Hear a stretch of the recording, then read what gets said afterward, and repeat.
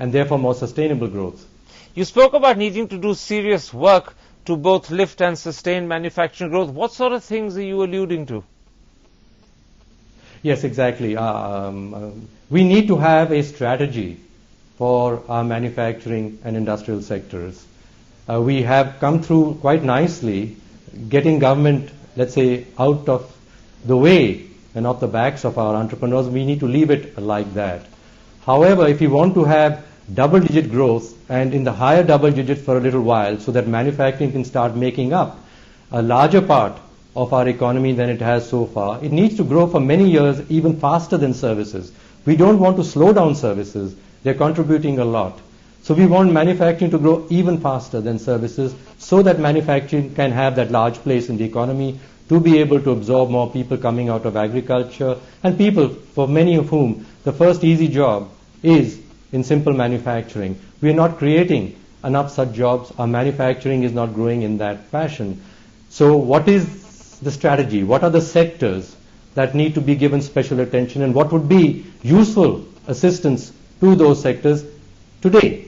Given the WTO rules, we can't have protection. What would be intelligent ways to induce faster growth in sectors that would absorb more people who need jobs in manufacturing? So we need a strategy for that. Similarly, it comes to the question of depth. There are many industries now in which it is possible to justify deeper manufacturing capabilities in the country. Let's take telecom equipment, for example, or power equipment. The demands of the country are huge, but are we developing sufficient Indian capability or capability in India by foreign firms in telecom equipment or power equipment? What is happening now is they're importing the equipment for these sectors from China, actually, most of them. And China started into industrialization later than us, but they somehow seem to have developed more depth in industries in which they have huge demands themselves, but we also have requirements of those equipments, but we are not producing them on the scale that China is today. So a strategy to take advantage of our domestic market growth to induce more depth in the manufacturing sector, in several sectors. So the choice of these sectors, intelligent strategies in these sectors, at all times keeping in mind that the strategies should be very sharp instruments just about addressing the real pain and not a blunt instrument, chopping through, and sensitive to the current trade regimes. Dr. Acharya, you've been Chief Economic Advisor, perhaps the person who's held that job for longer than anyone else, and actually devising strategies was very much a part of your job. How much of what you've heard do you agree with? And if you do, what would be your advice to the government about strategies that deepen manufacturing growth and also help India develop in areas where perhaps it's beginning to lose advantages it had 10, 15 years ago? Well, Karan, I have to say that I'm both in the years when I was in the government and since then, I remain a little skeptical about government's ability to pick winners in the industrial sector, or for that matter, any other sector. So I wouldn't go for a very clear attempt at strategy in the industry if that means promote X subsector and don't promote Y subsector. I think the kinds of things that we do need to sustain are an environment where restrictions are as little as possible, including on foreign trade. I would hesitate to impose restriction on, for example, Chinese telecom or power equipment just because it's the most competitive. I would not wish to do that.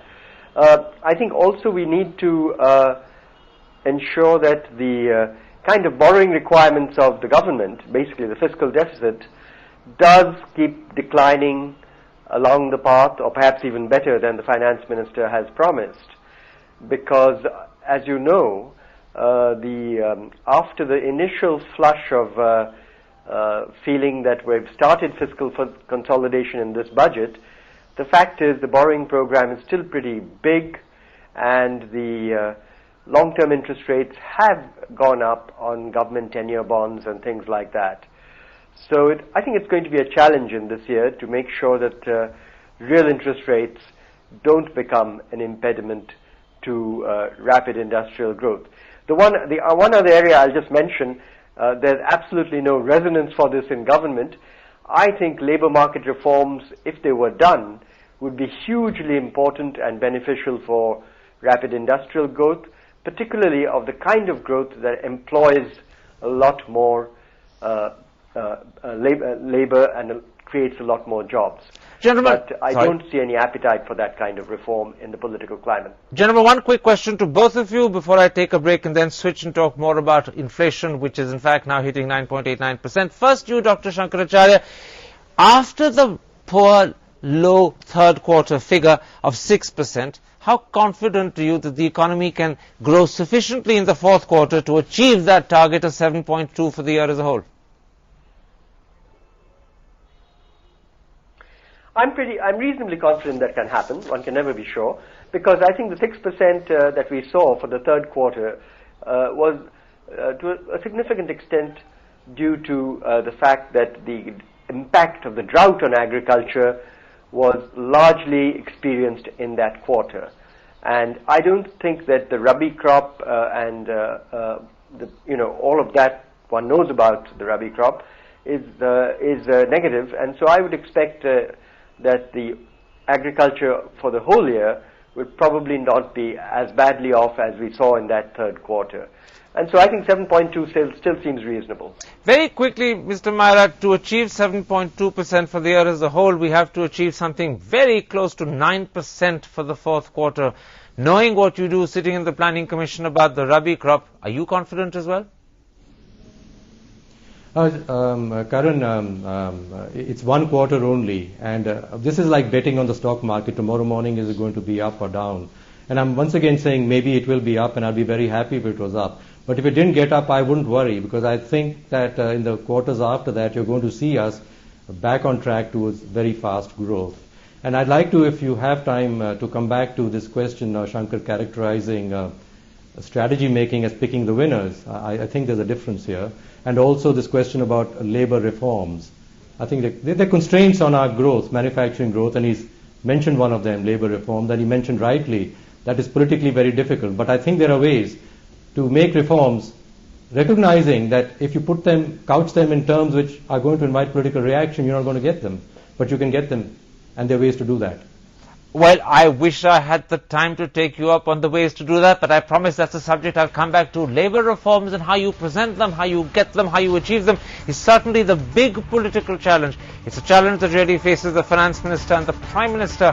Just as Mrs. Thatcher found a way of making disinvestment or privatization popular and vote winning in Britain, can they make labor reform vote winning in India? But that's for another day. After the break, inflation as it hits 9.8%, and we discover 48 hours after Dr. Rangarajan said that it wouldn't make double digits, he's about to be proved terribly wrong. See you after break.